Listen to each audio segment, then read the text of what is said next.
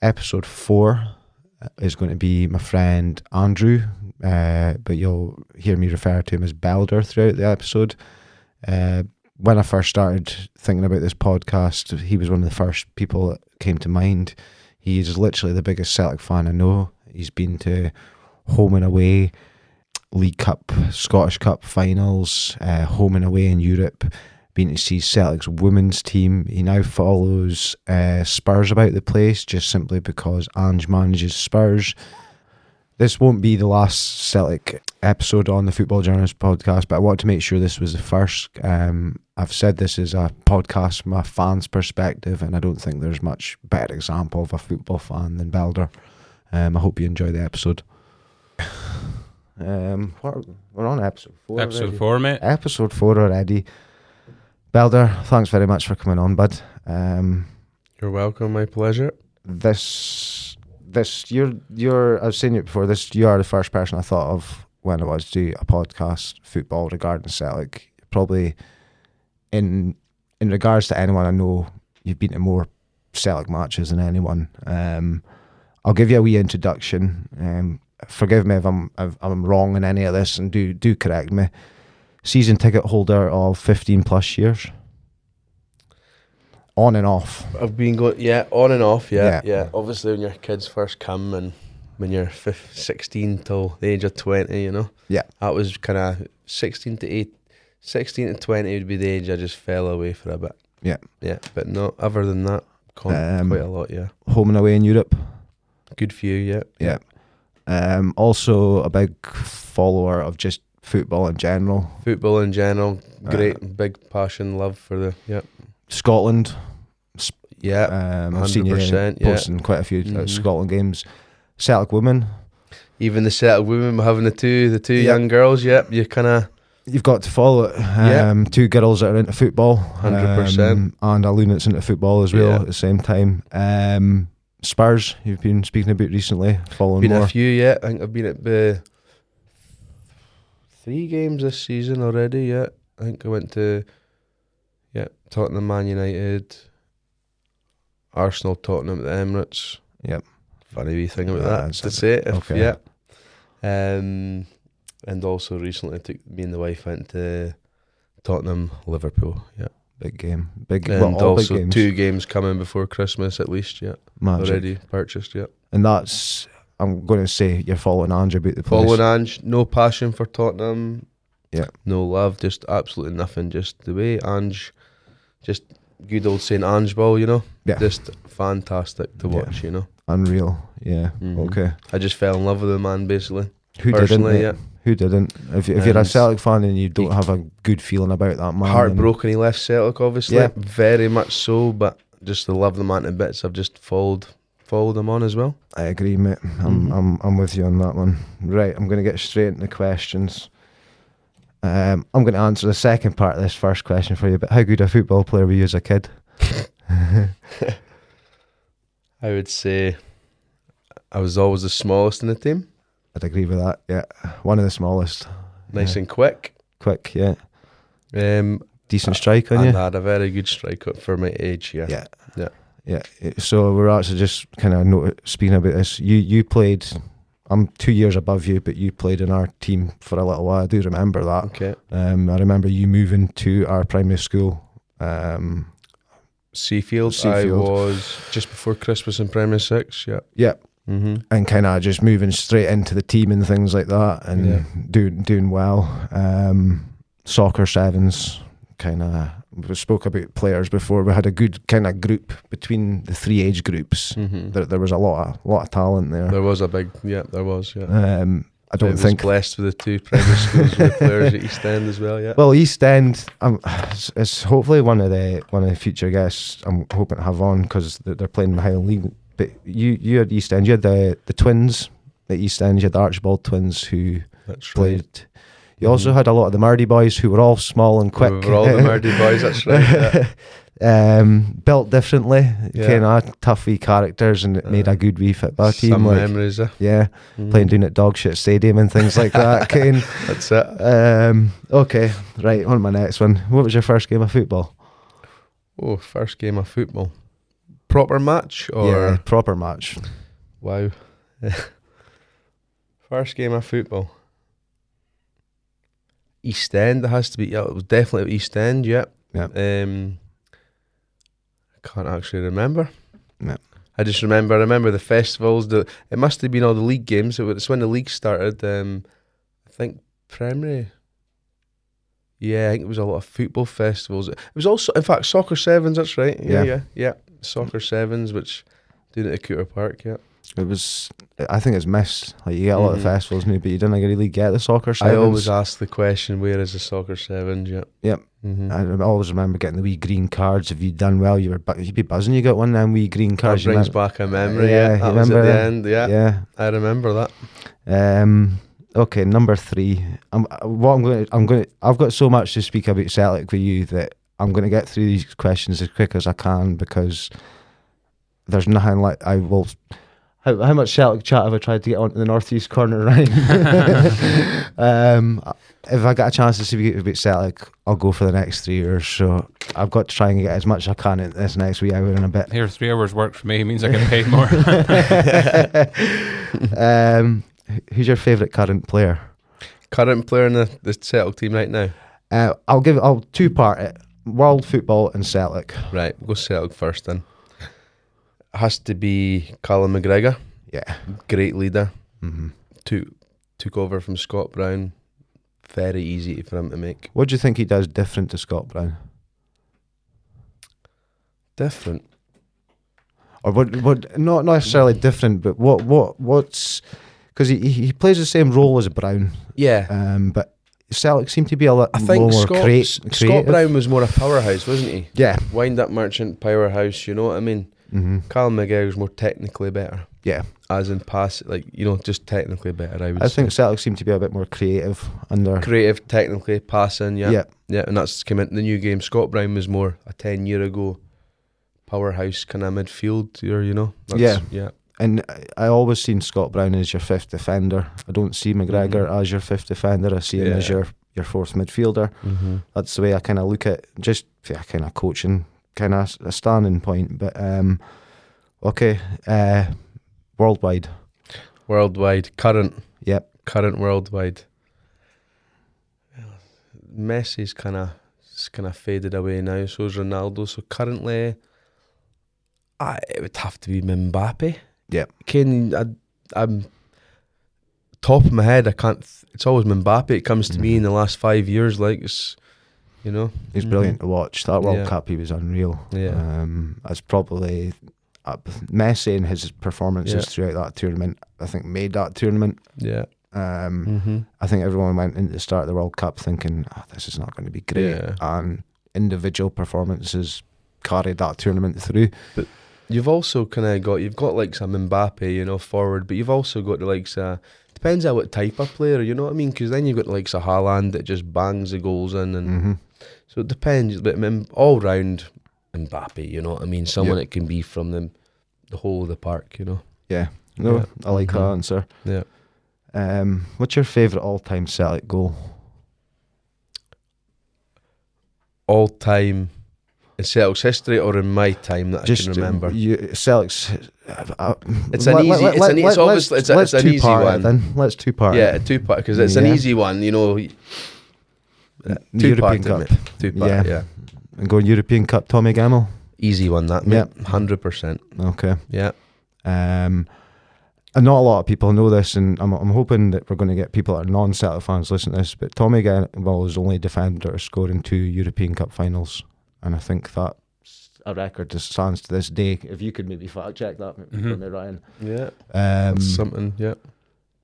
He's your modern fullback in the 60s and 70s, and I don't think he gets talked about enough. He was also quite an important player for Scotland. Defender, yeah. Yeah. Defenders will never defenders, goalkeepers, they'll never get enough credit. Nope. Compared to midfielders and strikers. It's just football's always kind of been. In the last 25 years, the only defenders we've had spoken about, and we'll speak about one of them in a wee while, has been Cannavaro, who's won a Ballon d'Or, and yeah. Van Dijk, who placed second in the Ballon d'Or. So Was Van Dijk just second, just past there? Was it a couple of years ago? Couple of years ago, yeah. I think it was the post-COVID year. Yeah, and they won the league. And yep. What name am I looking up here, Liam? Tommy Gamble. Tommy Gamble. Yeah, I think I'm pretty sure he's the only defender ever to score in 2 European Cup finals, which is an achievement. We actually spoke about the semi-final of the 1971 last night on the Leeds episode. Well, sorry, 2 weeks ago on the Leeds episode. But 1970, was it? 1970, yeah. And we spoke about it was 135,000 at Hampden that night. That's right, he got moved into it for the demand. That's correct. And to this day, it's still the European record for a European Cup game. And then I think Celtic Aberdeen is the world record. It's 147,000 for... No, sorry, that's the European record entirely. Okay, right. So Gamel also scored in the 1970 European Cup final in a defeat to Feyenoord, making him currently one of only 3 British footballers to score in 2 different European Cup finals, the others being Phil Neal of Liverpool and Gareth Bale of Real Madrid, so in good company. Yeah, absolutely. And both not defenders either themselves, so I think Phil Neal was a midfielder and Gareth Bale's obviously a winger. Okay. What's your favourite ground that's not Parkhead? And just that I've been to, or that I've been to, because it's like I'm going to two-part a few of these. Because obviously, like, if I've been to, is it that I've been to, or is it not? I've not, like, that I think is with pictures, or I'm going to go for one that you've been to. One that I've been to. Obviously, Paradise. You know, as a Celtic fan, you know, passion for Celtic. But take that passion out of it, it's got to be the Tottenham Stadium, 100, like, by miles. And what's hidden underneath everything is, you know, even down to the pie stall, the walkway underneath, and just what's available there, their fan park. You're allowed to stay there for 2.5 hours after the game, you know what I mean? Wow. Even at 7:30 after a Man United or Liverpool game there. Game finished at 7:30 and you're just staying there till like 10 o'clock at night in the grounds, you know. That's just mad. Absolutely incredible. And obviously what's under the pitch, most people could, it has to be that, you know. You just, even your simple beer, man, it just fills up. How's the atmosphere in there? Like, is it a good atmosphere? Yeah, I've also done the Sky. Me and my good mate Mark done the skywalk of Tottenham Stadium. Okay. Which you go onto the roof of Tottenham Stadium. Yeah. And it was and they actually said it's actually got like an echo about it, so they got everyone to shout in that skywalk kind of tour thing, and it's just the echo just roars. Stadium, man. Yeah, so it's, when you hear it on the telly, the atmosphere is like, when you're there, it makes it 10 times louder basically than it actually in any other stadium with the glass. It just bounces off all the glass, you know. Yeah. Sorry, I'm going to go back to the last question. What's your favourite Celtic goal that's not the European Cup final? So that's your ever. I'm going to say in your lifetime, maybe one that you've witnessed. That I've witnessed. Yeah. Right, the first thing that came to my mind there was Nakamura, my very first Celtic Rangers game. 2-1 against Rangers. Nakamura in the first half. Yep. 90th, we missed a penalty as well. Carlos Cuellar, was that his name? Handballed on the line from Naka. I'm going to say this is the one for 35 yards. And then Scott McDonald missed the penalty. Yeah, and if I mind right, was it Vinegar? Yeah, big young Vinegar. 90th minute. Scored very first Celtic Rangers game, game. So that's the first thing that came to mind there. Yeah, but there's so many, but that was the first thing that came to mind, you know. I've got a strange one. If you ask me my favourite Celtic goal, and nobody remembers the goal, Oliver and Cham versus Partick Thistle. Nitcham. In Cham. Partick Thistle, yeah. I don't know if you remember the goal. It's for about 45 yards. He just thinks I think I can't remember. It's a League Cup goal as well. It's like, because I remember there was maybe 2 that year. Kieran Tierney. Yeah, he was another one. And Nitcham was at the same year, within that year and a half or something. There was 2 absolutely belters like that. It's my favourite Celtic goal, and I remember that actually. It's just was it a night game though? That was a night game. It was a Wednesday night game. I thought that because they were both for, I think. and I don't know why, it just sticks out in my brain. And obviously, and then I've got Larsson 2003 with that header, but obviously I've not got great memories about that game, so I'm going to speak about it later on, but I try to breeze past that. Okay, right, number 6, favourite Celtic kit. Favourite Celtic kit.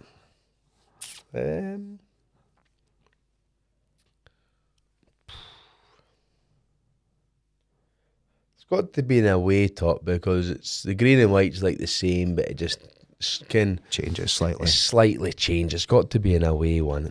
The one that always comes into mind growing up was always the black Carlin, bit of gold. Oh, aye. Not a lot of people's favourite, but I just remember constantly seeing my favourite players back then. What player do you associate with that kit? Because when I think a kit, I always think a player in the kit, and to me, that's a John Hartson kit to me. To me, it's Alan Thompson.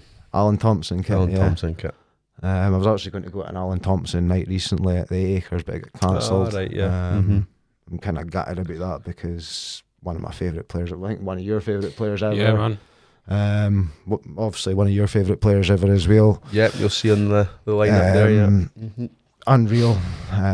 Left foot of just an absolute genius, and I don't think he gets the appreciation. He was the best winger in Scotland for 5 years solid. Yeah. And I just always remember that screamer against Rangers at Parkhead that he scored 2003, something like that. He scored against Barcelona as well. I'm pretty sure Thompson did. Oh yeah, that's him with his head. Yeah, never got many with his head. No, always that left peg of his, like. Quality player. Right, here's a backwards question for you. This is a quality question. Which Rangers player would you pick out of any to have played for Celtic? What do you think? I wish he'd played for Celtic. Sorry, say that again. If there's any Rangers player that you think, I wish he'd played for Celtic, can you pick one? Okay. And it doesn't have to be for personal reasons. We're going to go on football and ability. Because I could give you mine if you want me.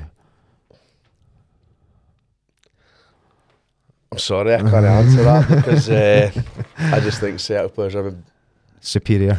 Right. Yeah. I can't answer that. Okay. I can't. Can we just say Kenny Miller for a laugh? Right, okay. There you go. Brilliant. I should have thought of that. That would have been a good one. Kenny Miller too. That was quality. Aye. Okay. Do you want mine? Go for it. It was just because of what he did to me as a kid, and I've spoken about this in a previous episode, and he had a big Catholic, was Lorenzo Amoruso. What a defender, eh? Yeah. I don't mind speaking about Rangers players, what a player, all this, but with the question you asked, I physically can't. I'll appreciate that. No, I really I'm do. sorry, I can't. Mate, honestly, I really appreciate that. I can't. It's no. That's a true man. Like, it's a true Celtic man. But Amoruso would have been my pick. Scared the living shit out of me as a kid. Him and Bobo Baldi, remember him? Yep. Yeah. Imagine being a centre fucking forward against them two. There's just no chance. Like, and I don't feel bad for when I think back to football. I don't feel bad for Henrik Larsson. I don't feel bad for Michael Moles. I feel bad for players like fucking Darren Mackey having to play against players like Bobo Baldi, players that have got nothing about them, but they're having to face these monsters every week. Like, right, I'm going to move swiftly on. My last trip, maybe want you to just go a wee bit further into this. What's your best away trip? It can be local, it can be in Scotland, it can be in Europe. What's your best away trip? And if you get any stories you can share with us. Stories to share, oh wow. Quite a lot behind the scenes, I'll hate you. But the game that comes into mind. Do you know,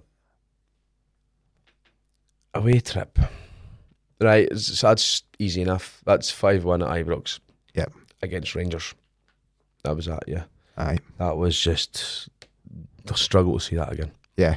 I think obviously Rangers weren't but they were getting better then. Yeah. But I just think Rodgers first time around rinsed them. done a great job and just. Yep. You don't sound so convinced about the second time around, Belder. No, I'm happy to have him back. I am. Yeah. There's no one better out there I than agree. Rodgers. There is, I agree. but he. We spoke about it doing it at the Boys League. He's got a lot to I prove. think it was just the way he left mid-season when we were.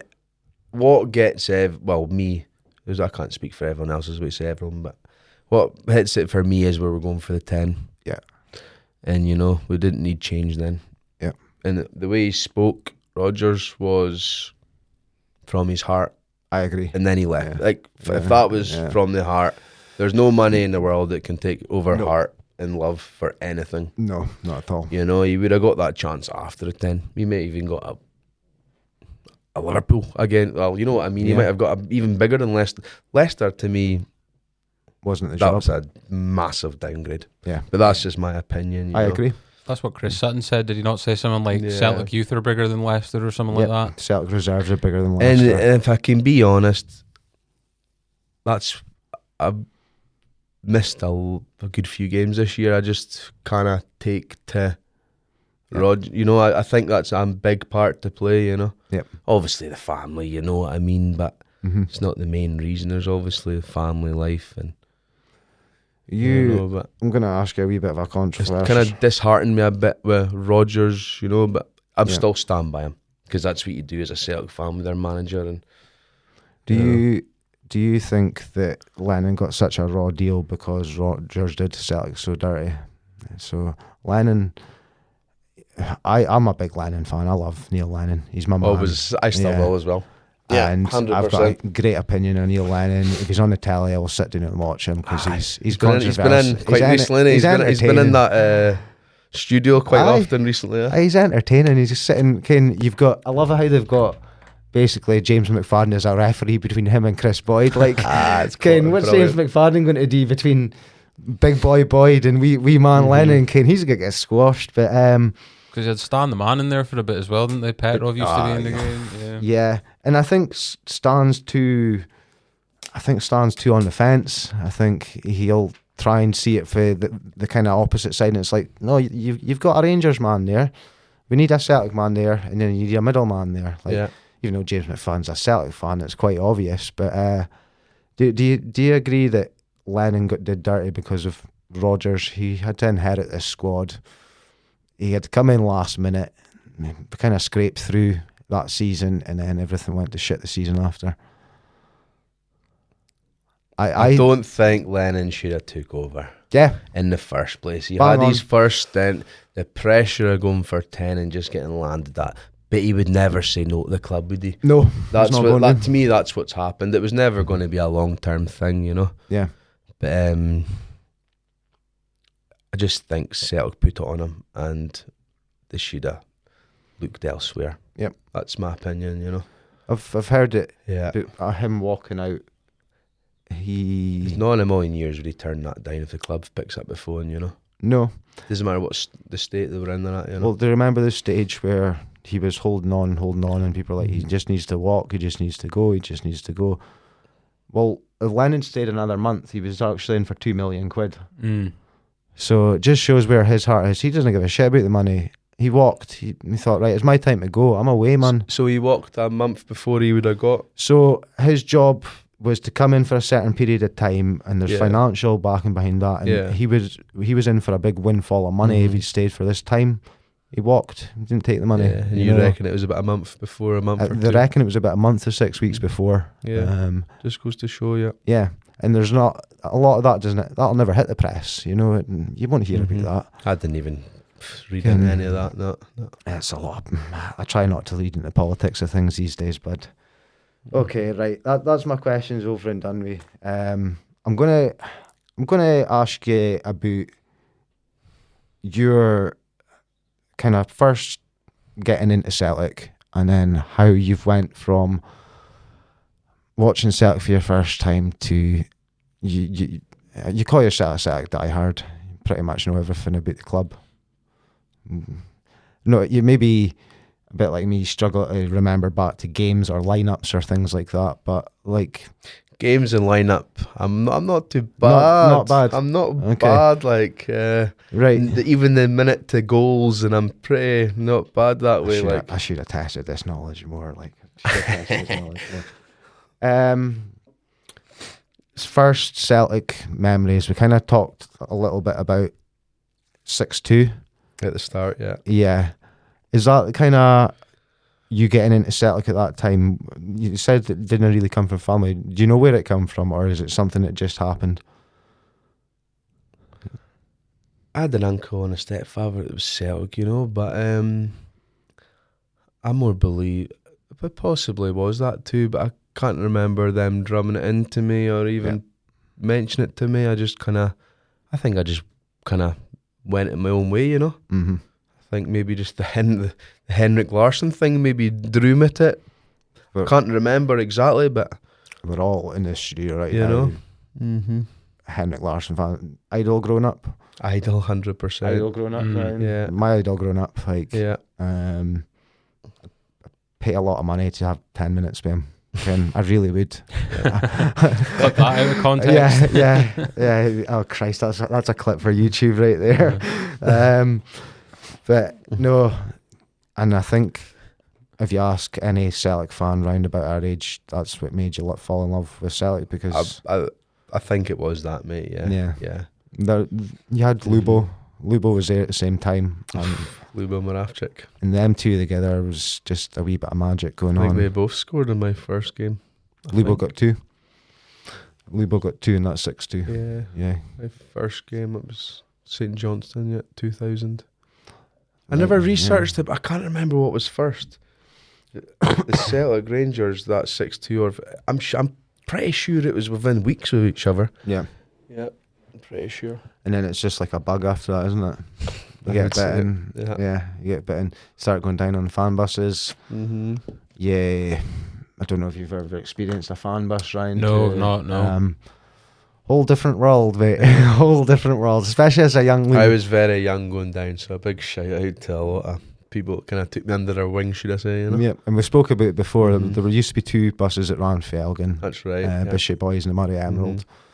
Been on both. You've been. I was on both, mate. Yeah. I just with the tickets. Sometimes yourself with Celtic tickets, Yep. There's a man me and Belder both know very well, whose literally name is Tickets, because he would sort you with tickets for Celtic games, and that was the way it went, and that was the way it went for years. And I'm going to say I've been to Parkhead on the buses 10 times. I'm going to be since then 3 or 4 times. I've been to Dingwall, I've been to Inverness, I've been to Aberdeen. That's about my limit. You've been everywhere, mate. You've been everywhere. Yeah. Where's the furthest you've been to see Celtic? Furthest? Yeah. Wow. Where in Europe would I say is the furthest? Where have I been? You've been out to Poland and all sorts of places. Yeah, so obviously the usual: England, Ireland, Poland, Germany, loads of times. Where else would I? Spain. Yep. France. Italy. There's one I want to really speak about with Italy, Sweden. if you can speak about Lazio. That's right, yeah. Wow, what a night. Yeah. Yeah. Because that was some night for me sitting on the couch watching that, mate. Aye. That was a good an hour and a half in that ground after the stadium. Obviously, that people can't see, that was incredible. Yeah. And the thing that makes that so unique is you have there's obviously a deep political stuff that runs, but we are anti-fascist, they are fascist, and we'll kind of put that to the side. Yeah. But the thing I remember about that night is just the silence from them and the Celtic fans just going fucking bananas, in the crowd. And it sounded like the whole stadium was erupting, but that was a section. I could imagine the regret giving us that much fans, 10,000, Wow. Yeah. That was a section. You get an away game like that you get 10,000, But it sounded like the whole stadium was going, and that's 9,000-10,000 fans, you know. Yeah. How do you describe you can't describe things like that, can you? It's How do you describe that feeling at the end, sort of? It's been so many, mate. You know, it's like, you're on about the Lazio, you know, like 90th minutes. How many times have Celtic done it in 20 years, you know? Yeah. So it's like, it's hard to get that feeling, you know? Hard to describe it. Is there... Amazing, mate. You know, I just... Let's kind of take out Europe aside. Is there a comparison? Because I've never been to a Celtic Rangers game, right? Okay. I've never been to a Celtic Rangers game. Is there a comparison with the Europe games, especially at home, to a Celtic Rangers game? European nights is always... We get these games against Rangers, it's a Saturday 12 o'clock, Sunday 12 o'clock. Yeah. But see, when you get them on a Tuesday or Wednesday night, Rangers at home. Yeah. I can compare Champions League to Rangers the same as that, you know? Yeah. Did you do You know what I mean? you got that Joe Ledley game? The 1-0. The one, no, I wasn't, mate. No. No. Because I remember that being a famous Wednesday night game. That's right. My My very first boys Celtic Rangers was a 3-0 night game a couple of years ago. the one where 3-0 at half time, wasn't it? Yeah. Hattie scored 2, I think. That's some game for your first game. What a night that was. man. And the atmosphere, Yeah. you'll struggle to get a better atmosphere that night. But if that was Sunday at 12 o'clock, it's different. It's completely different. Still Celtic and Rangers, and you're going for it, fans, vice versa, and Yep. players, but night time for anything is just under the lights, you know. What's your opinion on the allocation? We don't get to go there anymore, you know what I mean? Do you think They don't get to come to us. do you think it ruins it? Of course it does, mate. Yeah, of course it does. Yeah. Football's about fans, but this isn't about fans, you know. Well, they make it about their own fans as well. So I don't know. That's what they say, you know. They need to accommodate their own fans, you know. Yeah. 800, come on. Even when it went down to 800, it was a bit of a piss take, really, wasn't They're all it? It's like Celtic Hearts next week. Maybe get 578 tickets or something. aye. Yeah. It's ridiculous. It's absolutely ridiculous. Unbelievable. You know, it's ruining Scottish football, Ken. Yep. But it needs the most help it can ever get, especially with the powerhouses down in England that are just shelling out money left, right, and centre. Right? Yeah, and we know that there's. You know, it's going to get to the stage when the TV companies don't even want to. Aye. Yeah. You know, it's a big part of the atmosphere, you know, on the telly and the games, you know, and I personally it's think different, man, isn't it? It's like that's a spectacle. if I was a TV company, I'd be see you later, come at me. I personally would, you know. No wonder. Is there not like some mad stat that I think for the entire amount of the season that Celtic and Rangers get, like Liverpool, Man United make that in one game against each other or something like Quite that? It's believe like that. Quite believe you know, that. brutal. Like, yeah, the Too much tech, you know. I about like there's people telling me back in the 70s, 80s, man. Rangers and Celtic was like the whole thing behind the goals. It was like 18,000 Rangers at Celtic Park, 18,000 at Celtic Ibrox. You know, it's like, wow. we used to have a stand called the Rangers End. You don't get You know, that like anymore. I would bring that back. Yeah. 18,000, I think. You know, 3/4 to a.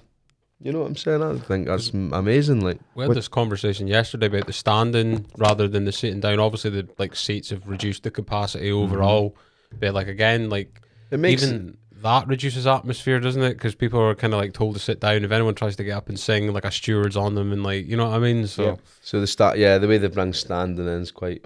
We won't get it in away days in Scotland like a lot of clubs, but. Right, I'm going to go on to the next bit.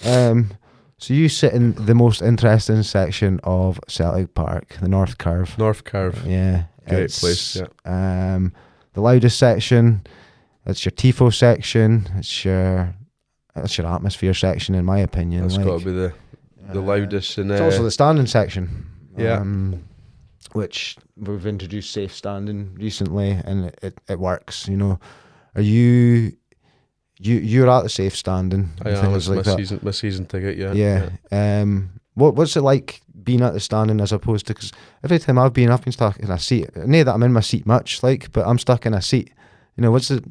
You've done both. It's easy if it's a boring game. It can be easy to be very bored itself. You know, boring. But if you're in there, we just continue to sing. keep each other going, jumping about, get the flags flying high. Yeah. You know, it's just, I would just go there just for that without foot, you know what I mean? Just that is just incredible. Just that section is fantastic, you know. I've got an interesting one for you. You ever missed anything for being under a tifo?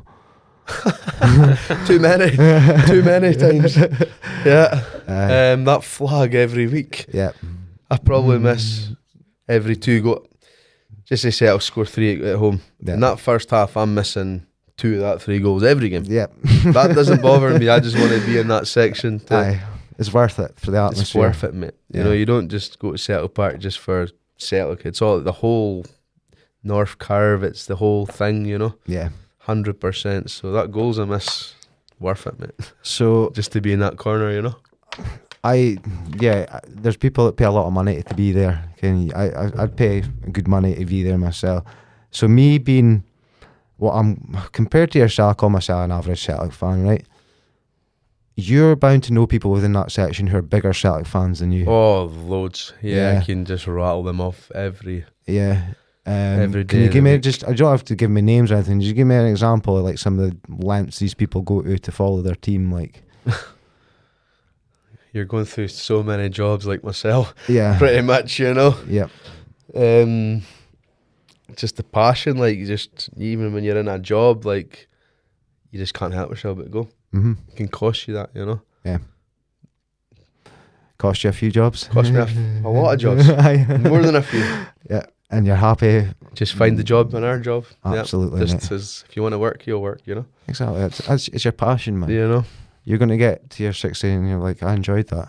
That was worthwhile. Isn't it? Oh, definitely. You know, Yeah. it's nothing. You're never going to.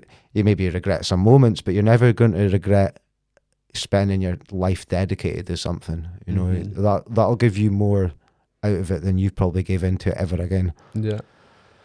I'm going to ask you, maybe, I don't know, you can maybe ask, get his cut out, but your missus will maybe know as well. How much do you reckon in your lifetime you spent on Celtic?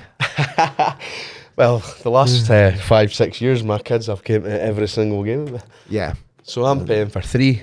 I'm paying 3. Recently, the last 30 games, there's been 5 of us going down, you know, so I'm 5 times over when these people are go every game or 1, you know. Yeah.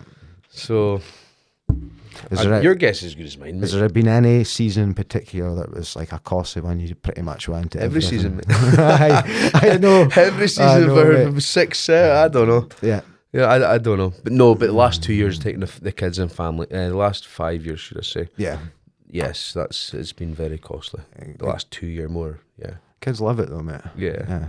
Yeah. Memories, You can't put a price on that. You literally cannot put a price on that. just work hard. Yeah, work hard. What are tickets like at Celtic? Are they reasonable? Do they try and keep the price Well, down? I'm going to give it from somebody who doesn't get tickets, and then you tell me how much you get yours for. Because you only get yours much cheaper, but you've got easier access. Last time I went, it was 38. A league game? It was a league game, yeah. 38. 38. Must have been the main stand then, yeah? That was main stand. There you yeah. go, yeah. So that would have been around about 30. But how long ago was that? 2021. That was my last Yeah, I game. think you're about £30, £32 ticket. I think you're 33 for a home game. For a league game just now, you know. Oh, But saying that, obviously it's going to I got go a to 40. programme. It's going to go to 40, 44 if you're in the main stand though. Yeah, I got a You know. program with that. I'm pretty sure. Yeah. So I was about 40 all in for my Yeah. program, which I don't think. Shocking. I don't think it Do you know is. what it is? No. But see when you go every week, mate, it is shocking. You're 15 quid to get in Like, Elgin see City. if you're going to go to 6 games a year, like a lot, most people in the world just go to your six or 7 games a year. Yeah. Yeah. You don't care about £40, mate, for No. 6, 7 every 3 months. You don't care about that. No. But when it's about the fans that go every week, that's shocking. Yeah. Yeah. Absolute 20's. It's good old saying 20's plenty. You know. I've got. It's always been like that in Germany. You know. So I've always give the opinion that I think they should give out a free that season's shirt with a home ticket, a season ticket. okay. Yeah. Do you agree with that? Yeah, I think yeah. it's the littlest thing you could do. Smallest. Yeah. And you know that they're going to buy a shirt anyway. They're probably going to buy a shirt for their kids and their wife. So why not give them a free one? You know, a season ticket holder get your usual £60-70 top, or the new season. Yeah, I know what you're saying. Cost the club fuck all. Never mate. thought of that, but it'd be a great. Yeah, it's like I just think it's a small. I don't think they give you much thanks back. The clubs. No, in Germany. I think in Germany they do. Yeah. They treat them like behind the goals. Just have that whole thing behind the goals. Go and do your thing and respect that area. You know what I mean? Do your sing songs. But we just get thrown into a corner and maybe the future of the Jockstein. Yeah, exactly. Behind the goals, just like Germany, and keep it down to 20, which I don't think is going to happen. Expansion plans I as think, well. Am I right in saying Germany's all fan owned? 50. It's got +1. It's got a +1 rule. Yeah, so 51% of the club has to be owned by the fans. Okay, yeah. So the fans have always got the majority of decision in anything to do with the club, which great model. But I think a lot of German clubs went to shit because of it, because the fan bases are wild. They kind of have like that. The problem they have is Bayern Munich, right, which is basically Germany's Real Madrid. So if anyone at Leipzig or Dortmund, either if it's not Real Madrid that are coming, it's Bayern Munich that are buying them. So no, it's bang on. But I think when you're paying 15 quid to get into Elgin City, 40 quid for Celtic Park's pretty good. Yeah. I think 15-20 for Celtic, like that. In every away ground. If you've got a season ticket, it's only season ticket holders that get to the away games, and then you're getting shafted. I suppose as well, like, to kind of flip that and play devil's advocate, Celtic probably don't need the well, I'm sure that they do, but there's more seats to fill, right? So that £20 doubles up over time, where Elgin's obviously a smaller stadium, so it could do with more money for each person coming in. I understand that, totally, mate.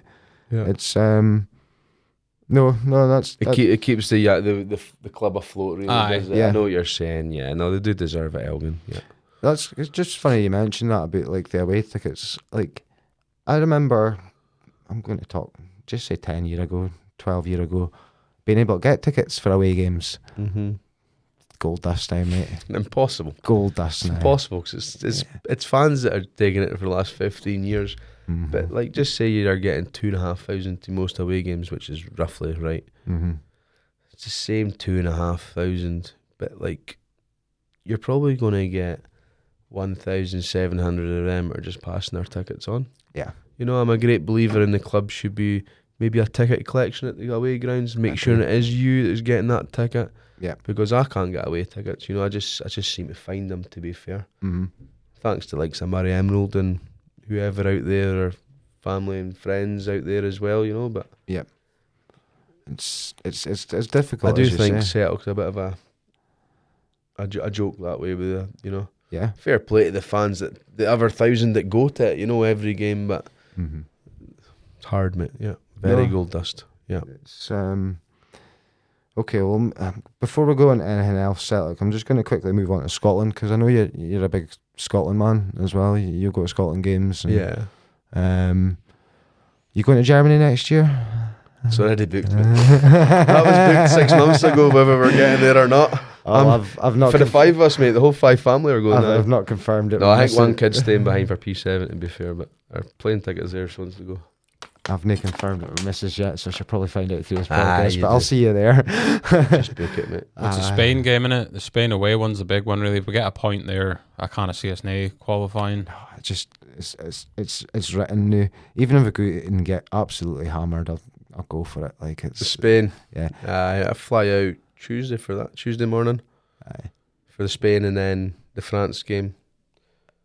France game's next week as well, up to Lille. Yeah, Lille. It's good though to take the kids, so just do a bit of Disneyland in between, so it's good.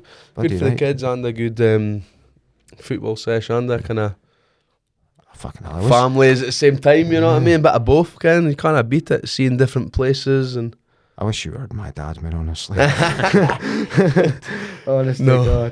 God. No, but I know a few people that have booked themselves to go out to Germany next year, and I think because you couldn't do much with Euro 2021, you couldn't travel about the place. We had a couple of games in Scotland and that, but Wembley, everything was still pretty much COVID. Crap, wasn't it?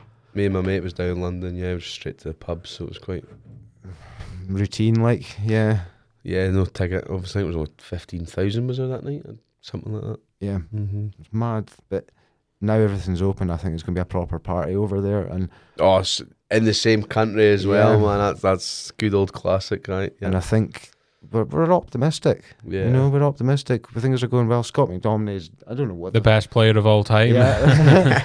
What went on yesterday, I do not know. Like, well, he's joint top scorer in the Euro qualifiers. Him and Hoyland. Yeah. Absolutely crazy. Like, but okay, right. Let's get back onto Celtic, my favourite subject. Because I did say this is a Celtic podcast now. All right. Okay. Sorry. Can you name me the starting lineup for 2003 UEFA Cup final? Oh, you're getting me there. How old was I then? 2003 it was, wasn't it? That's right. 10 years of age. Mm-hmm. It has Douglas and goals, I remember that. Yeah. It's a 3-5-2. Yeah, that's right. That's right. And you'll see that's my favourite. I remember that from growing up. Douglas and goals, so 3 at the back. Definitely Mialbi. Yeah. Definitely Baldi. Yeah, he got sent off. Aye. Was it Valharan? Big Belgian, yeah. Was it him? Was it? Yeah. I can't have a high. Fair fuck. Right, on the midfield now. Yeah. I've done the defence, haven't I? Yeah, that's just 3 defenders. Thompson. Yeah. Agat. Yep. Yeah, I'm left with 2 midfielders. You're left with 3. Got 3-5-2. Oh, yeah. Right, Neil Lennon. Neil Lennon's there. Did Paul Lambert start that night? Paul Lambert played. Did he? Aye. Yeah. You've got 1 centre midfielder and 2 strikers. Right, I'm going to go on straight to strikers and come back, so I'll take major. Right, so Larsson. Yeah. And Sutton. Yeah. Right, so I've got 1 player to go. Yeah. I'm sure it was a weak player. I'm sure it was a... No. Who have I said? Oh, it's easy. That's easy. Stan Petrov. Stan Petrov. Oh, Stan Petrov. Here we go. McNamara, Ulrich Larsson and Sean Maloney off the bench. Is that the 3 that came off the bench? Yeah. Hartson wasn't even in the lineup that night, injured. He was injured, wasn't he? Yeah. It was either injured or suspended. I can't mind. Yeah. Because he'd done a lot for that European run, Hartson, man. Big European run with Blackburn, with Liverpool, with Celta Vigo, Boa Vista. Boa Vista was the game that done it for me after that, because that was a sweaty game. Wow. Yeah. 1-0 Larsson. Did Celtic miss a whole penalty in that home game and they won each, wasn't it? Yep. We did, that's right. And we beat them 1-0 out there. And it was 77th minute or something. We scored 77 or 78th minute, so it was literally 12 or 13 minutes to go. And because they were winning on away goals. Yeah, it was 1-1 and it was 0-0 at the time, aye. That's right. Good old Henrik Larsson by it. Is that a strong... Well, I go... So who laid them off? I remember someone... did the ball not get pinged over and someone laid Larsson? I can't remember. I remember we were in the black strip. It was a black... That's the one we were on about earlier on, wasn't it? We were in the black strip for the Boa Vista. I think that's maybe why my favourite earlier on, yeah. It's quality game, mate. Mm-hmm. Is that the best Celtic team in our lifetime still? Oh, 100%. Yeah. 100%. Yeah. Rangers were half decent then. We were still brilliant, you know what I mean? Aye. Because like Martin O'Neill kind of came in around the time that they just kind of got off the back in 9, wasn't it? And then it went back and forth a few times. Celtic 1-1, Rangers 1-1, and then there was like that kind of 3 years of just kind of dominance in the league, really, wasn't there? Which was kind of unheard of for Celtic at the time. And to be fair, like we lost it in the last kick of the ball, didn't we? In 2003, you know, without saying too much. But like 2005, the helicopter day, you know what I mean? So if you think about it, that 10-year period, that 20-year period, they could have Rangers only in a different day. They could have only had 1 or 2 titles in 20, you know? Because was it Motherwell, the 2005 one? It was Scott McDonald that scored both goals. Yeah, that's still hard to take. Like, wow. Because, that what you meant to say? That was well, we mentioned let me just go and sign him. He missed that penalty against Rangers, and I remember watching it thinking, is this guy a double agent or something? Like, is he here to fuck it up again? He's turned out to be a really good player, though. He was, but I loved him at Celtic. I loved him and Venegar. I loved him up front, like. Yeah. and we like Barry Robson and that behind them. Yeah, we had Robson. Barry Robson for Inverurie, you can. Inverurie, Inverurie, mate. Inverurie. Aberdeen manager now as well, is he? Aberdeen manager doing really well. He's doing really well, aye. Yeah, doing really well. Another wee one for you. So, how old you, Belder? 30? 29? 30, mate, aye. 30. Can you name all the Celtic managers in your lifetime? In my lifetime, wow. I might struggle with the first 10 years, but... So just to give you a wee bit of pre-context. Tommy Burns was in the 90s, I'm pretty positive. He was, mate. Yeah, he wasn't your first, though. He wasn't my first? No. So 93 I was born, yeah? We have to go from then? Yeah. He was your second. He was the second? Yep. Right, I'm going to have to come back to it then. So... The boy that stopped the 10, obviously. Josef Venglos. Venglos, that's the word, that's the name. Sorry, no, you missed one. Oh, the Dutch. Yeah, it wasn't Venglos that stopped it. It was the curly hair boy I've missed. Oh, what's his name? Big Vim. Vim Janssen. Obviously, I knew that name. Came what I mean. Aye. So we've got... It went Vim and then Venglos. Right, that's how it went, yeah. But John Barnes... We did, mate. Didn't do too good, no, did he? We didn't. No. So, and then we had wee Martin O'Neill jumping about after that, didn't we? Yep. Great memories. Gordon Strachan. Tony... Yep, Mowbray. Was he straight after Strachan? Straight after Strachan. Then straight to Neil Lennon, wasn't it? Neil Lennon. And then we had a wee man as well after Lennon. A man that I didn't think gets enough credit to this Ronnie day. Dyler.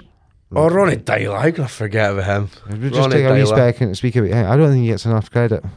I think I think why he doesn't get enough credit, personally, I think it's because Rangers were crap. Yeah. And then Rangers came into it, and then they lost that semi-final, didn't you, on penalties? That's it. Skied it, didn't you, Tom Rodgick? Yeah. I was at that game that night, that day. Mm-hmm. So I think that was... But he won the one before that because he'd already Chris won Commons punted one and Griffiths headed it to make it 2-0. So he did beat Rangers. I think he only had 2 games against Rangers, didn't he? Got us playing some good football. You were playing really good football under him. Like, I did enjoy it. So did I remember that, yeah. Who's after Dyler? Rodgers. Yep. And then obviously Ange. Then Lennon, then Ange, then back to... Back to Lennon and Ange. But that boy I was missing though. Yeah. I'll know when you say it, obviously. So what year? Go for what year, can you remember? 93 when you were born. Nah, you'll hit it. It was Liam Brady. I wouldn't even know. Liam Brady. He was manager from 91 to 93. Mm-hmm. Yeah. Out of them, you're probably going for your powerhouses in O'Neill and Big Ange. 2 completely different types of manager, but great. And massive credit to Rodgers as well the first time around though. Yeah, he gets a big mention there, you know. I think Rodgers maybe doesn't get the credit from me, I think because we had a really weak Rangers at the time. Yeah. But I think Rodgers was, because of Rodgers as well, Rangers couldn't. Yeah, there's that. You know what I mean? Because... Well, we've just seen in the most recent Glasgow derby that, you know... It's all about, look at the recruitment Ange made, man. Just a couple 3 years ago. You know, it just goes to show you don't need to spend money to... 13 signings. I think the only one that didn't work out was Urigidi. I think he was the only one that didn't work. Even the likes of Leicester winning the league, I don't think that wasn't from brilliant players. That was from love and passion of wanting, you know, creating that team. And it's same idea. Like, you don't have to spend big in Scotland to do well. Personally, I don't think. Different. Europe's different. Yeah, you get hammered every day. I mean, that's the one that kind of avoids Celtic at the moment is the European games. That's always going to be like that now, man. It's just there's too much golfing class. Yeah, I'm just glad we, like some ages of us, we just got to see. Like the run to Seville and all that. The runs we got in Europe, you know. And would you rather take a run at the Europa League than go through and maybe get a Champions League knockout game? Would you think maybe a semi-final in the Europa League or something like that? Obviously, it's hard though, isn't it? Because the money is the issue. I remember, was it 2 years in a row we got to the last 16 Champions Under Strachan. I don't think Strachan got enough credit. No, I don't agree. think he gets enough credit, mate. So I could give you that Strachan lineup You've got Boric in goals, Paul Telfer at right back, Lee Naylor at left back, Caldwell McManus in the middle. Caldwell McManus, that's right. And then in centre mid, you've got Paul Hartley and Jiri Jarosik. Jiri Jarosik, man. Left and right, you've got Naka and McGeady, and up top, you've got McDonald and Hesselink. Yeah. So, like, that's a strong team for a Celtic. You forget wee Scott Brown there, eh? Scott Brown, sorry. You did, mate, I apologise, yeah. Who's the Italian fella that used to score Donati. in the... Donati. Donati, aye. He ended up at, was it St Mirren or something like that? Hamilton. Hamilton, he did, didn't I remember that? Aye. He's got a Celtic tattoo there as well, eh? Aye, yeah. A big Celtic tattoo. What time are we on, Ryan? 54 minutes. No worries, mate. Yeah, no, that's interesting. Like, that team, and you look at who we were playing in Europe. We were playing AC Milan. The players in Europe are 20. There's about 40 of them back in our young days. 40 big names. Mm-hmm. You know what I mean? Compared to just, I don't know any big names now. They're more runners now, weren't they? They're more run like mad, but back then they were all powerhouses, man. Eh? Aye, no, absolutely. The way Kaka was one that stands out for me, yeah. Do you know what? Like, it's always scared me about the European teams, like when they come to play Celtic. Even their bad players are good. Like, but I can't remember. There's a football player somewhere. He says, "I know," and he'd gone into Premier League, and he says, "I knew I'd made it in the Premier League because the players that I thought were crap are really good, and the players I thought were really good were fucking amazing." And it's like, and it's like there's a certain level, and I don't think even in British football we're not reaching it. The Italians, the Spanish, they do things different. I've learned it through coaching methods. I coach through a Dutch method, which is it's fantastic. Like, but it's all about working on the individual. Couldn't give a shit about the team, mate. It's all about ball skills, the feet with the individual, one-on-ones, learning how to take on players and things. They couldn't give a shit about how many passes a team makes in over a 90-minute period. It's not about that. And I think until Scottish, I'm not saying that because there's clubs all over Scotland that coach this way, but until the SFA take this approach as a whole, we're never going to be that elite level like the Dutch, like the Spanish, like the Italians. I've never understood why Scotland's been so under. I've never understood, because we have had the players over the years. Yeah. And then you look at some of that World Cups and you look at some of that Euros games and you're thinking, Scotland's better than them, but that team will probably beat us 2-0. I didn't understand it. You know, on like paper that. with names, you're thinking, how can Croatia, like we were saying yesterday. Iceland, we mentioned that yesterday. Croatia, 5 million nation. They've been to World Cup finals, semis. I'm sure they're the same. Croatia, same population as Scotland. Just about. Might just even be under, but just less, under Scotland. Would you say maybe just by 500,000 or so? Probably something like that. Aye. Fucking madness. They've been It's crazy. Right, I've got a question. I'm going to run through your 1 to 11, and then I've got a question to end. Okay. Do you not say we're going for an hour and a half today, or are you just scrapping that idea? Well, there's quite a bit to speak about, because am I right in thinking you've seen every one of these players? I've got a few. 2 seconds to have a look. What's that there? That one there? Yep, that one there. You've seen every one of these players. Oh, yeah, a good 4 times each, aye. Yeah. Right, so I'm probably going to get a good wee bit about this. No right. rush, man. My last question about Celtic. Who's the worst player you've ever seen play for Celtic? Worst player? That's got more games than... Because you can get a player that only gets 20 minutes. You know what I mean? So I'll go for a player that... has got a run of games, A run of games. I'm going to go for a Van der Snow, man. And I'm sure he started against Man United that night. I'm positive. There was just something about him that was... He just did not get me, you know. No. He was... But just striking, just kept putting him in. And had a heart attack a few years ago. Did he? I had a heart attack on a football pitch a few years ago. A lot of people disagree with me, but that's just one player that... I wouldn't disagree with that. That's just one player that got big, massive games. And you're thinking, wow, I'm scared for this game, you know. I remember my dad getting fucking irate with him, like watching Italian. And why the fuck's this guy playing again? He couldn't have he couldn't have trap a bag of cement. He was fucking shite. Worst one I've seen play for Celtic was Freddie Youngberg. He got like a January to May, didn't he? Yeah, it was a Roy Keane kind of situation. There's a few of these players. Yeah, and yeah. Did you have like high hope? Did you like him at Arsenal? I did. Yeah, he was part of that invisible so you were thinking, team. yes, Lundberg. I thought, we've got a player here. He got the number 7 shirt, Yeah. and I thought, fucking big things happening. Massive and thing. Just failed. Another one. Sorry, Juninho, number 7. Yeah. I forgot. As soon as you says number 7, I might even swap with Van der Snow for Juninho. Mm-hmm. You know what I mean? I think he was at Middlesbrough. Was that He before came us? from Middlesbrough, yeah. What a player! I remember him at Middlesbrough.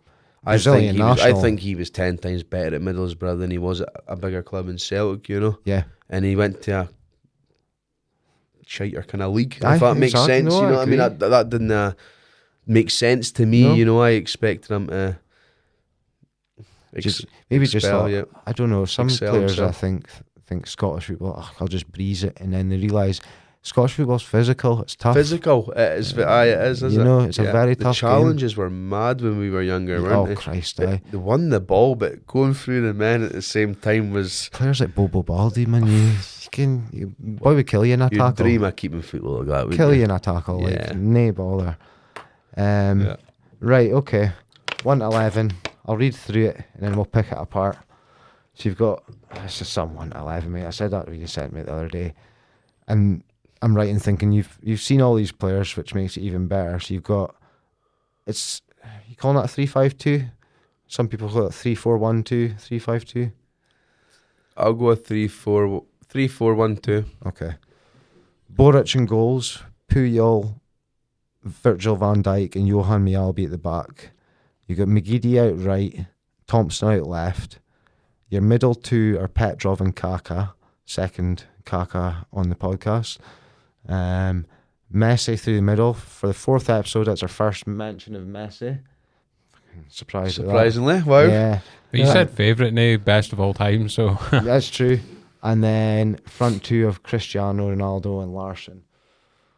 Well, I think I've answered my own question if that team's winning the Champions League. But like we said before, it could win X Factor. Yeah, it'll win you whatever you want, mate. We'll start with the Holy Goalie.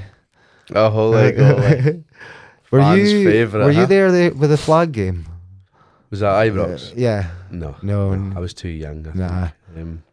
It's that's my lasting memory of him, and him wearing the Pope t-shirt as well. That's I think that was at Celtic Park though when we beat them 3-2. Robson penalty that day. Yes, But is it that game? Yeah. I have got a wee memory like I. Do you know the recent story about Boric with Southampton and his absent leave? Why he left? No, why when he got fined by the club? I'd not got a clue, mate. Do you know this one? No. Oh, great story for you here, guys.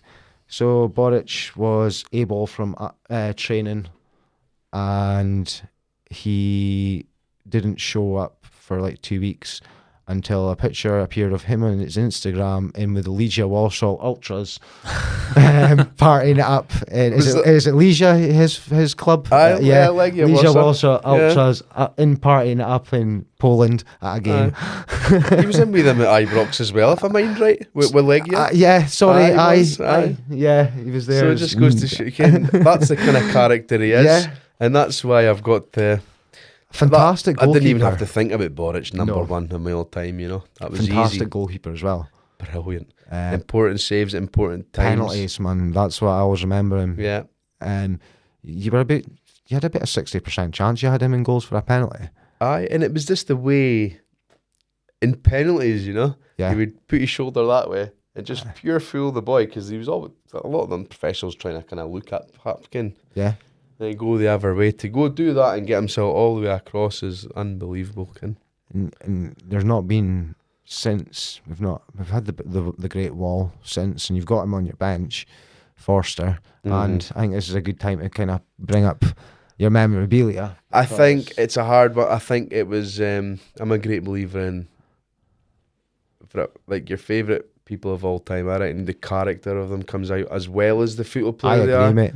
So that's a big. But nowadays they can't be characters in football. So No. yeah. I'm just kind of going to hold this up for the camera, like just the size comparison. I consider myself to have like quite big hands. And Hey, you see the size of my hand? and that's Forster's glove from a Spurs game, you said? Yes, Tottenham Man United at the start of the season, yeah. Just kind of came over and... But just my wee 11-year-old boy, he just decided that morning he would wear a Celtic strip to Tottenham. I'm not going to argue, do what you want, son, you know what I mean? Yeah. Because remember, we're going to Tottenham game. I'm still wearing Celtic. Fraser, just before the game started, Fraser Foster just came over, just randomly. Because and just gave the because it was funny because obviously I was sitting daydreaming and like that, and then I turned around and big Fraser Foster was just right in front of me, man. I could have tripped over a step, just jumped 2 steps back, man. It was scary. I scared the shit out of me, like some size of man, like yeah. Aye. But no, fair play. Yeah. Then, yeah, nice wee picture with the boy in that, yeah. That's it, and they don't have to do that, you know. They don't have to, mate, no. That's kind of just shows the man himself, like. Just goes to show he must have loved his time at Celtic, Fraser Foster, you know, and appreciate a Celtic Tottenham, not even at a Celtic game, the club he's at, Tottenham, you know. Definitely, just to come over to do that, just little things, yeah. And I'm going to mention these at the end because I did say I'm going to give Celtic women a mention on here as well. I think your daughters would appreciate that as well. Yeah. I'll carry on going through this. Back three, it's like fucking, it's like 3 monsters at the back. Virgil van Dijk, Puyol and Miyalbi. Love the big monsters, really. Puyol just... Bobo Baldi was there, man, but his clumsiness, it was between him and Puyol, you know, but I couldn't do it. Puyol was, I looked up to him, you know. He just edged it over Bobo Baldi there, like classy player, really classy player. Mm-hmm. I think Barcelona lost something when he retired. Most probably, right? Because they lost like the likes of him and what like year? Xavi and Iniesta at the same time. Yeah, but really, it was all the same kind of two. Was that like 2015, something like that when they won that Champions League? They've never been the same. No, they were always never going to be the same, you know. I think you could have taken out Xavi and Iniesta, though. You're always going to find creative players in Spain. Spanish do not create Puyols. They're not.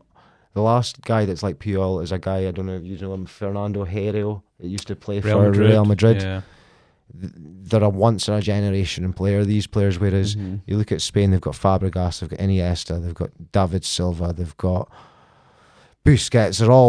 They're all creatively really good players, but I think for the Spanish to produce someone like Puyol is so rare. He just It's the same as like when you look at the Italians, you can name 100 good defenders, but you can't name anyone else like Pirlo. You know, it's the way that the Italians are heavy defending. That's why you can name Barzagli, Bonucci, Cannavaro, all these players. Midfield, after Pirlo, you're kind of stuck. Right? They were very defensive, the Italians, weren't they? They are, yeah. They play a style called Catenaccio, and that's what Inter Milan played against Celtic in 1967. Yeah. And the way Catenaccio works is you work as a unit. You pretty much move. If one of you moves, you all move. Yeah, you okay. And that's how it kind of shifts about the system. I could bore the shite out of you with this. No, it doesn't bore anything about football. Doesn't bore me, mate. No. But they've always been solidly. Whereas tiki taka is a Spanish thing, and that's why they're creative and they create creative players, and it's to do with their training systems and how they bring up players. And the Portuguese are a bit tiki taka as well. Then the Dutch, they're total football, so it's like every player should be able to play every position. And if you look around the world, it's really interesting. Different countries. The Americans have now got their own style. I couldn't tell you what the name of it is, but theirs is very like some names to them. You ever seen some of their ultras singing in the stadiums and that? Oh, the Americans! It's ridiculous. I've seen the odd game. Absolutely Come on, Seattle. Is Virgil van Dijk the best Celtic defender you've seen? Because he's like Miyalbi. I'm going to put Miyalbi ahead of him. Yeah, Miyalbi. Honestly, I'm going to put Miyalbi ahead of him. Yeah. What was it about Miyalbi that done it for you? Like, just different class, mate. Different class, yeah. I was very young at the time, but he always just, obviously when we were going into that European run and when I was 10, you know. Came in that team as a midfielder as well. Did I got Celtic bottom as a midfielder? Bottom as a midfielder. Yeah, and just Neil just got him. Kind of gradually moved him back. Yeah. And I just remember his kind of long, kind of. Mhm. It was always him at the back, you know. Him and Bal, Fahan done a great job as well. Flahara, and then you had Big Stan Varga as well. Yeah, I remember that was 2004 kind of time. Yeah, that was the kind of four at the back, and then I always used to laugh because as a kid you'd see like pictures. You got Celtic View as a kid. Yeah, you'd see pictures of their training and that, and it was always Varga, Baldi, Mialbi, Valhara, and then you say wee Jackie McNamara next to them. He was always this size compared to the rest of them. But I like some Mialbi, man. You still see him in the studio sometimes to this day, you know. I think it's brilliant, you know. Just I think he's a Celtic fan as well. You can tell that. You know. I think there's not much players that leave Celtic without being a Celtic fan, and I think it's just kind of a sign of the club themselves. Virgil van Dijk. I think I couldn't say for certain, but I think since Larsson, he's the only ex-Celtic player to be mentioned in Ballon d'Or contention. Larsson got Ballon d'Or contention this season. He got 53 goals. Year 2000, was that 2001. Yeah. But I think since then, there's no been a Celtic player mentioned. Yeah. Quality player. We found him. 2.4 million from Groningen. Groningen, yeah. Groningen. Yeah. It's that's a steal, man. It's a steal. You look at all these players, right? And I don't know why I know all these figures. It's probably if you're playing fucking Football Manager for so many years. But Boric, about £1 million. That was from Legia, wasn't it? Yeah, it was from Legia. Yeah. Virgil van Dijk, £2.4 million from Groningen. Petrov, 850k from CSK Sofia. Bulgarian team. Yeah. Bulgarian, ended up being Bulgarian captain. Thompson we got for £4 million. Leeds, no. Bolton or something like that, maybe. It was either Bolton or Newcastle. Yeah. Did he not have a stint at Aston Villa as well? Aston Villa, I think it That was after Celtic, wasn't it? No, he had one before. Was it before? Was it? Two stints at Aston Villa, yeah. Larsson, £800,000. McGeady free. McGeady came through the youth. Yeah, no? he was free. Yeah. Mialbi, 600k. I'm guessing a Swedish team. I'm pretty sure it was. Yeah. I'm pretty sure it was AEK. He came from. I might be totally wrong on all these facts, and people feel free to fire into me in the comments if I'm wrong. I don't really care. But it just shows kind of we've always plucked players from nowhere and then just turned them into world beaters. Yeah. Larsson being the prime example of that. Yeah. McGeady and Thompson, your two wingers. You imagine that new, like my favourite growing up, him, Thompson, McGeady, Petrov and Larsson. That was my four. Yeah. I think McGeady to this day still has a skill move named after him. It's called the McGeady spin. McGeady spin. Not that I play FIFA or that, but I know that the kids can do it on FIFA. All right, yeah. Is that the foot over the ball and turn? Aye. Yeah. I remember Do you see the funny story behind that? I remember someone, Scott McDonald's goal up in Aberdeen away, 5-1. And I remember the McGeady done that turn, byline, chipped it over and someone headed it in. That's it, yeah. What was it? So I seen a video the other day, right? It came up on like the algorithm on Facebook or whatever, and he was raging because you mentioned it's in one of the like football video games or whatever, right? But the company had done it, so the move is named after him, but his character can't do it. What? Honestly, because I think there's like a certain amount of like attributes or something, and his character couldn't do it. Oh Jesus, man, that's embarrassing. Like, where is he still playing? Last I heard, he was at Sunderland or something like that. McGeady. Aye. I think he's still there, is he? I think he might. No, didn't he go to Hibs? Hibs. Oh, sorry, aye. He went to Hibs, didn't he? Yeah. Struggles for a game here Aye. and there, does he? Yeah. Kaka. You've seen Kaka. A few times. Ryan had him in his 11 as well. Yeah, have you got him? Did you Yeah. have him, Ryan? Yeah. That was easy to have him in midfield. Obviously, the amount of times I think I've seen him about 3 times, I think. Because I think we had AC Milan about 2 years in a row. Because I think it was 0-0 in the last 16, and then the year after or something it was like 2-1. When Dida got wiped out. Scott McDonald scored in like the I last wouldn't say minute. wiped out. I would say just a no luck, you know. Danny's antics, right? How good is that Kaka? Because I remember watching him on TV and mesmerised. I couldn't imagine what it's like. Yeah, in and the when you watch flesh. him off the ball as well, you know what I mean? Yeah. And the goal that comes to mind was the last 16. Mind his run through midfield, they beat us 1-0. 1-0. It's that one run at best, you know, what you say, didn't they go to penalties that even could have went to the quarterfinals, you know, just that one. Players like him was just... So it was 0-0 at home, wasn't it? Yeah. 0-0 at home, and then we got beat 1-0 into San Siro. In extra time. Yeah. Yeah, just that one run from him. I think he done it all himself in midfield, if I remember right. And you've seen him do things. You've seen that goal against Man United where he takes on three of them and he heads it through the two of them. There's two at Old Trafford as well, wasn't there? In the first leg of that, he just split. And this was like a defence of like Vidic and Ferdinand, wasn't it? It wasn't like just no rinses joke, them you know? like fucking quality player. Like it's a shame that it kind of never really worked out for him after making the move to Madrid and that, because obviously he was kind of forced to leave Milan with the financial situation and just kind of disappeared off the map and he when played he went to second Real. fiddle to Ronaldo, and you know, I think you'd probably be speaking about one of the world's best ever players if he'd stayed at Milan. You know, but no, ifs and definitely. buts. Stan Petrov, quality. Yeah, just quality. Obviously, it's always Henrik Larsson at Celtic, but McGeady, Petrov, and they were always the one. Petrov was always the one that was one of my favourites. Yeah, if I remember right, I've actually got Petrov in one of my kids' t-shirts. You know, I actually got his name. Like I used to want highlights because Petrov had highlights in his hair. Like that's right. I used to want that. I've never allowed them. Like, but and he's another one that like he evolved over time. He started as a defensive midfielder, and then next thing he's banging in 15 goals a season. 15 every year we fail. Decent free kick on him as well. He take his fair share. Right, the next guy. I'm so shocked it took 4 episodes to mention Lionel Messi. And no one else has had it in their lineup. Nobody's had it in their lineup. But I did say to people, like, it's your favourite players. It doesn't have to be the best players, just your favourite players. He's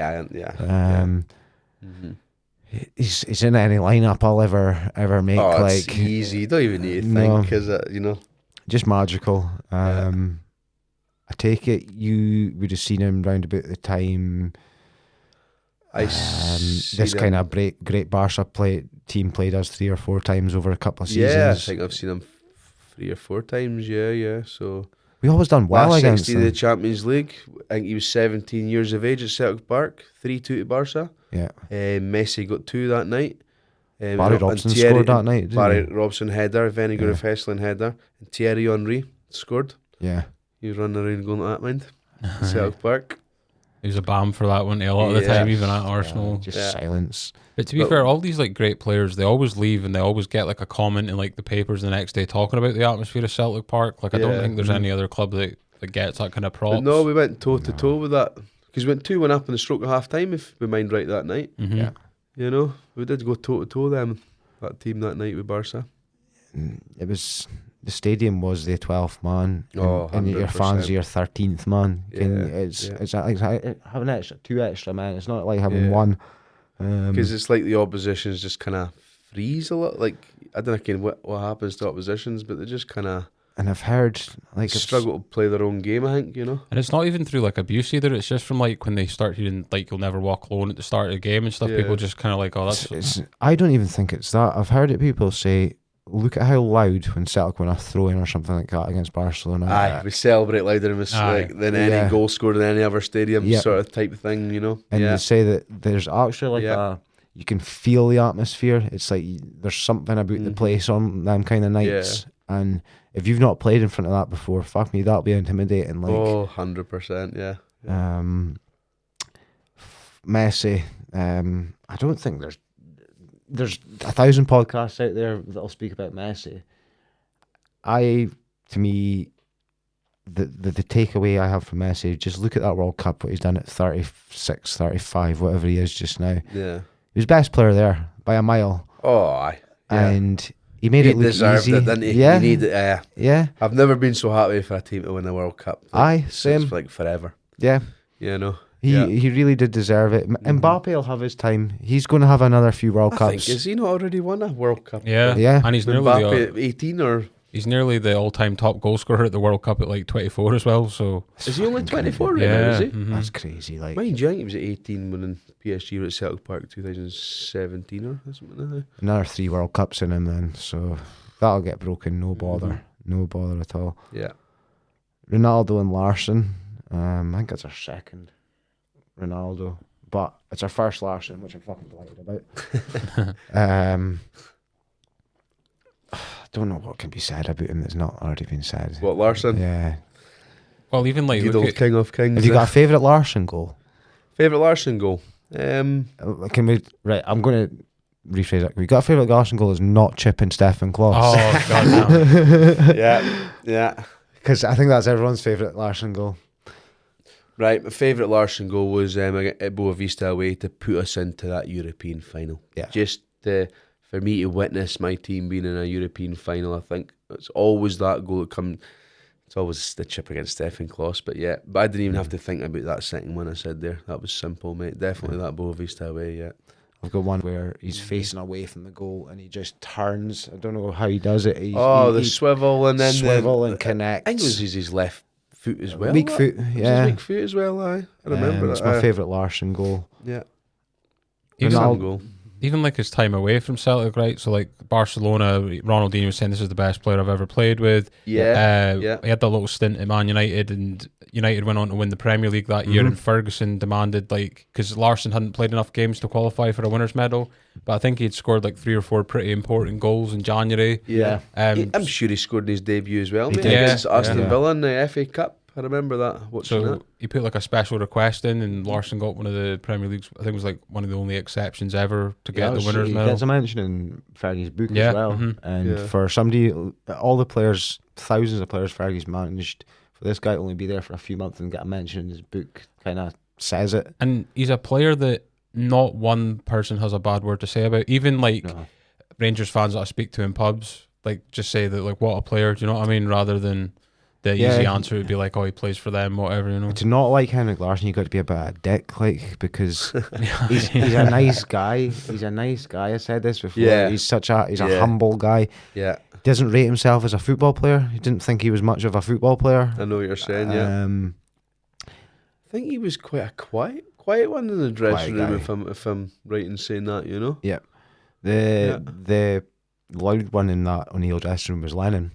You can see that. Lennon, Thompson, there's no doubt about that. Yeah. Probably nipping out for a bite at half Bo time. Baldi, 100% Bo Baldi. Aye. Try to kill cunts all the time.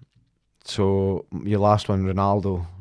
I haven't seen Cristiano Ronaldo. Well, you were at a second. We can bring in the second bit of memorabilia because Ronaldo played in that Nakamura game. He did. 2006. Yeah. So I'm right in thinking this is a Nakamura free kick game. Yeah, I was 13 years of age at that game. Yeah. And that's a half and half from that game. Yeah.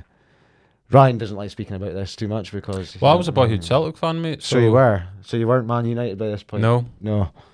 Because I watched the game at Old Trafford as well, which was a 3-2. That was fucking good as well. Kind of mind. Oh, the Giggs penalty. Aye. I remember that. And it brings us back to Boric as well because he saved a penalty for Luis Saha in that game.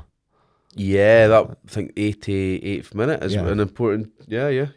I think there might be some mad stat out there that is the only penalty Saha missed in his career as well, or something wild like that. Wow. Yeah, I'm pretty sure. Wow. Again, like, don't quote me on that, but I'm pretty sure I read something somewhere saying something along the lines. That's a quite a big claim, that, mate. And like, to be fair, it wasn't even that... wasn't the worst penalty in the world. It was just a great save, you know. Boric, yeah. Kind of spoke about that. He was shit hot at penalties. Ronaldo, up until this last 2 years, was, in my opinion, the best player of all time. Yeah. Messi's changed that in the last 2 years. You think Ronaldo was? I did. You did. Yeah.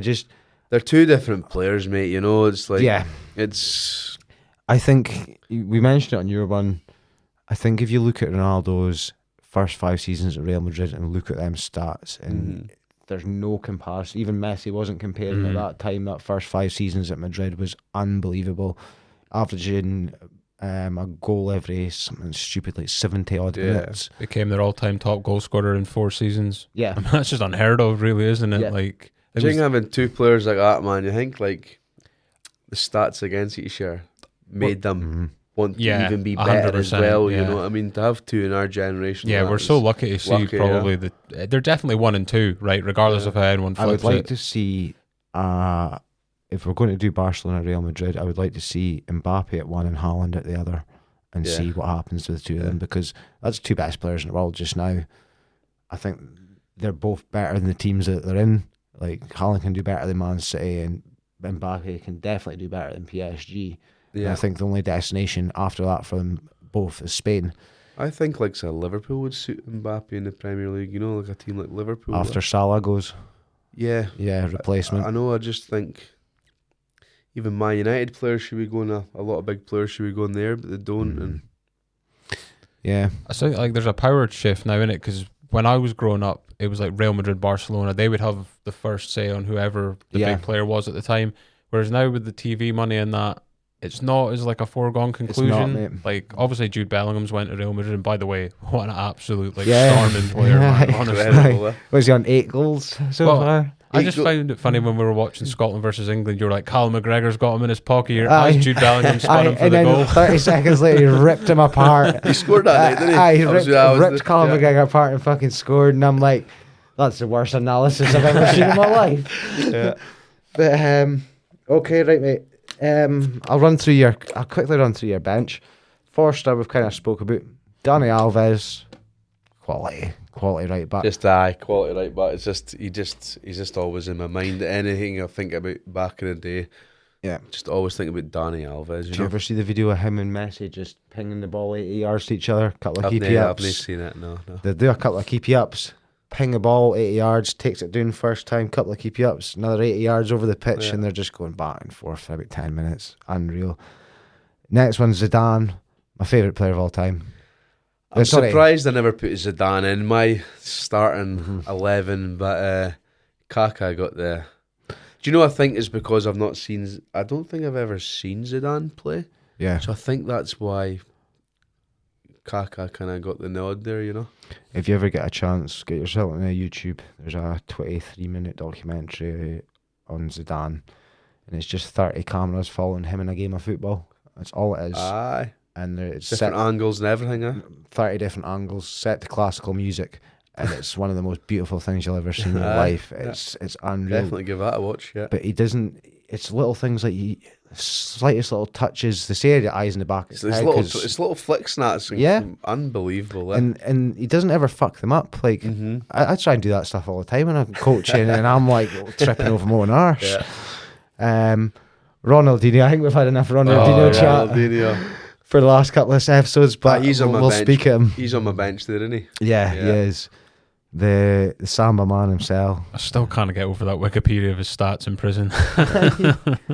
It's like he doesn't like football could evolve and he's always going to be an entertaining good player to watch, which doesn't matter where the sport goes. You know, it's obviously we're a lot more physical sport, and it's more about athletes not these days. He would still play now and still in his prime rinse players. Oh, definitely. Just yeah. If I mind right, he might have started on that night that it was 3-2 against Celtic. If I mind right, he did start that night. He did. I thought that. Because that would have been the Barca with Messi, Henry, Ronaldinho, and it was the Samuel Eto'o. First season of Jordi Alba. Samuel Eto'o. Well, I was in Barcelona for the away game. Yeah. Samuel Eto'o was on the plane with us, from Oh, no way. Yeah, he was, yeah. That's pretty cool. Like. It was like in Paris, because we went via Paris to Aberdeen, you know. No, he must have had a day trip the day before the game, you know, about shopping, designer bags. Jesus. I'm mad. Sutton and Hartson. Well, actually, I'm going to put 3 of them together because they're all absolute powerhouses. I'm surprised. Listen, if it wasn't for Messi and Ronaldo, that 3 would be in there. Sutton. I'm surprised to be fair, but I just could not put Messi and Ronaldo not in that. It's impossible. Sutton, Hartson and Drogba, mate, that's one of my favourite players ever. Drogba, he was one of my favourite, like, the take the Sutton, Larsson and all that away from it, and Hartson, but Drogba was the main one. There was Shevchenko back in the day, wasn't there? Around about the same time, eh? It's a second Was it Shevchenko as well. AC Milan. Yeah. He was one of my favourite. Good to watch. I'm going to just ask you two names that are not in there. And I thought maybe being a Celtic man, I thought, because I get that this is your favourite all time, right? No Bruni and no Naka. There's just too many. I could. Thing is, you should have told me to make two teams. It's simple. It's impossible. Yeah, I know what you mean, mate. It's really difficult. That's Bet the two of them was on my mind. That's unreal. Like your team's winning anything going pretty much.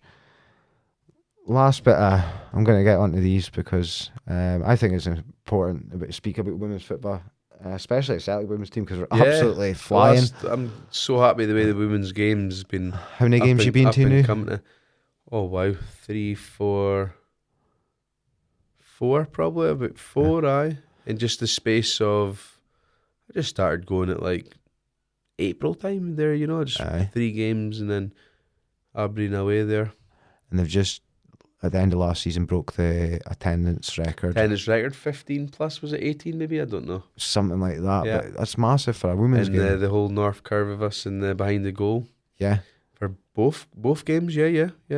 That's what an atmosphere, I bet, mate. Yeah. I was sad to see Jacinta go. Because she's my babe. She's gorgeous. She's just absolutely gorgeous. The wife knows that. Like, she's my favourite. And fucking Starfelt's a lucky man. Tell me that. The kid got the picture with Yanka, whatever you call her that night. Yeah. She came right over to North Curve, and I had the kid on my shoulders. Yeah. Jesus, man. So she came, And obviously, you'll be aiming for getting your daughters into the Celtic women's team. That's the aim. That's the aim. They've got to want it. Yeah. It's just. Celtic are quite good in that respect in terms of being the first to like kind of trailblaze like new teams. So you mentioned the women's team, but even I think they've got one of the first wheelchair football teams in Scotland and stuff like that as well. Yeah. Okay. There's a Celtic fan that does a podcast in Glasgow, and he's in a wheelchair, and I think he's like big in like kind of creating this kind of wheelchair Scottish football league. Trying to remember what the podcast's called. All About Ability. If anyone wants to check that out. Yeah. I think Elgin City does a good few things as well, do they? They do. Like so walking or we do walking football. Yeah. We do. I don't want to get a name wrong, but we do sessions for like people who need a bit more support and things like that. Yeah. I think that's fantastic. I think that's brilliant. Active recovery sessions, so that can be. There's mental health football club. I want to give them guys a mention on here actually. Who play in Murray Mental Health Football Club. They're to do with Mikey's line and things like that, and they've just played against the Northern Scot the other night at Mossett Park, I think it was. Yeah. But they do a lot of good stuff in the local area. Before I give you my last question, I've just got a couple of things to do. I've seen you doing it at the Boys League. Is coaching something you'd ever thought about? Like, I know your kids are getting into football and that. I've thought about it, mate. Yeah. It's impossible. Yeah, I get it. See, when you got 3 kids in 3 different teams. Yeah. 9, 10, 11 there. See, the beauty... I can't dedicate myself to a team. That's not fair to my kids. I need to be encouraging watching my own kids, The beauty of the Boys League is if you took a team, you could have all 3 in your team. Is that the way it is? That's the way it works. Okay. That's the way it works. So, first choice of your own kids, then. Yeah, it's pretty much how it works. Like, yeah. So a team of bells running about the place next season. Wow. Before we go, and I give Belder's last question. Thank you for everyone that's followed, liked, reviewed, listened to the podcast. We're at 10 reviews on Spotify, but have you checked the Apple ones? There might be ones on there as well. I've not checked the Apple ones, but I'm going to check them. I'll update it on Facebook. But if we can get to 25-star reviews on Spotify, I will do a Facebook giveaway. I've got some cool signed stuff. I've got some mugs made up and things like that I'll be able to give out. But just keep smashing the like button, the review button, and follow us on Spotify, and we're also on Apple Podcasts. Thank you very much for coming on. I do really appreciate your time. As I say, pleasure. You were one of the first people I thought of. I thought of Dino. And then I thought, Dino's just going to come on and speak shite for 2 years. Get him on, definitely. But he's in mind for down the line. Yeah, get him on, 100%. And if his old man was ever up for it, that would be one of my first shouts as well. But I don't think get him on. Me in as well. Yeah. There is going to be more Celtic podcasts to come. Final question, Belder. One penalty to save your life. Who takes the penalty? Say that again, sorry. You've got one penalty to save your life. Who takes the penalty? All right, yeah. Henrik Larsson. Yeah, he never missed a lot. No, didn't. That I can remember of. No, and he was always on the spot kicks. Yeah. If not him, it was Alan Thompson, if I remember right. Yeah, Tomo missed a few though. He did. Yeah, he did. Kilmarnock, that 2003 did miss one at Kilmarnock in the last day of the season. Yeah. If I remember right. Yeah. Okay. Awesome, mate. Thanks very much.